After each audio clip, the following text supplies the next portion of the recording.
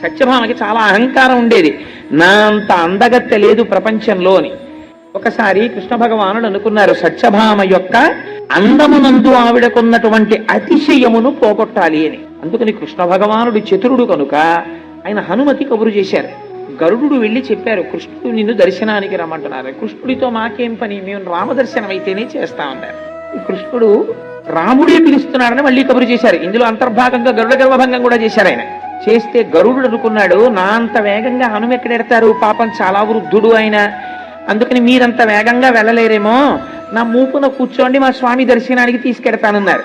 అంటే హనుమ అన్నారు, నా స్వామి రాముడా పిలిచినది అని ఒక్క దూకు దూకారు, లోపల గడిపారు. ఇప్పుడు రాముడిగా దర్శనమిచ్చారు. ఆయన దర్శనం ఇవ్వగానే వెళ్ళి రాముడి పాదముల మీద పడిపోయి కన్నీటితో అభిషేకం చేసేశారు.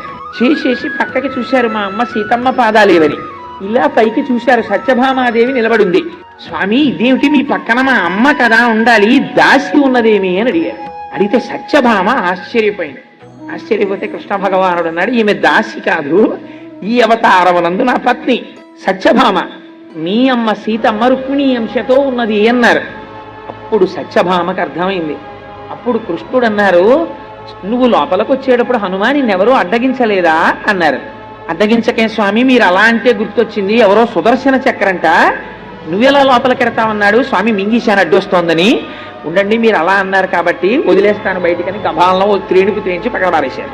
అప్పుడు సుదర్శన చక్రానికి కూడా గర్వభంగం అయింది. అప్పుడు వచ్చాడు గరుత్మంతుడు. హనుమ వచ్చారా అయితేనే, రావడం ఏమిటి, లోపలికి వెళ్ళి మాట్లాడడం కూడా అయిపోతోందన్నారు. అప్పుడు వచ్చి నిలబడ్డాడు తెల్లబోయి చూసి, గరుత్మంతుడా చూశావా హనుమ వేగం అన్నారు. నన్ను మించిన వేగం లేదనుకునేవండి స్వామి, ఇంతమందికి ఏకకాలమునందు పాఠం చెప్పేశారు.